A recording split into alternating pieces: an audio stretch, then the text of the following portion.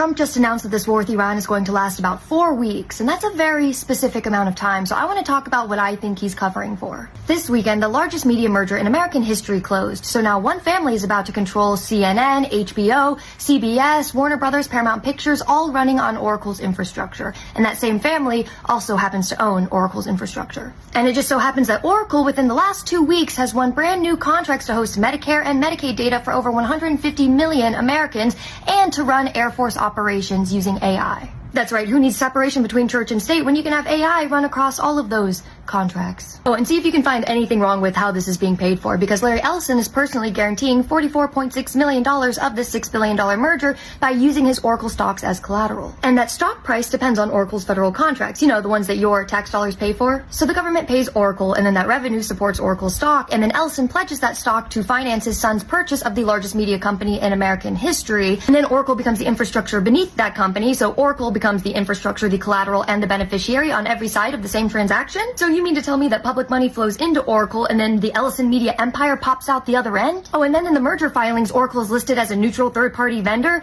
I'm sorry, is the neutrality in the room with us? Oh, but don't worry, you say, because another couple $1 billion of this merger is coming from Saudi Arabia and Qatar, the same governments we're currently at war alongside, in Iran.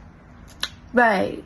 So I spent this last weekend writing a brief that specifically calls on Congress to require a conflict of interest review before this merger closes, demand data firewall protections between Oracle's government contracts and the media infrastructure it's now holding, and to treat Oracle exactly as it is in this merger, not a third-party vendor, but as the financial backbone of the entire transaction. The Warner Brothers shareholder vote is on March 20th. Congress needs to see this policy brief before it happens, so please feel free to read the whole thing. It's on my Substack, available for free. The link's in my bio. Just share it, please. So just to be clear, I'm not saying that this entire war exists only because of all of this going on, okay? But what I am saying is that 4 weeks is a very convenient amount of time to let a lot of things close. So I'll be watching for every government filing, every federal contract, every regulatory document related to this merger. And if anything moves while everyone's watching Tehran, you'll hear it here first. So follow along if any of this matters to you.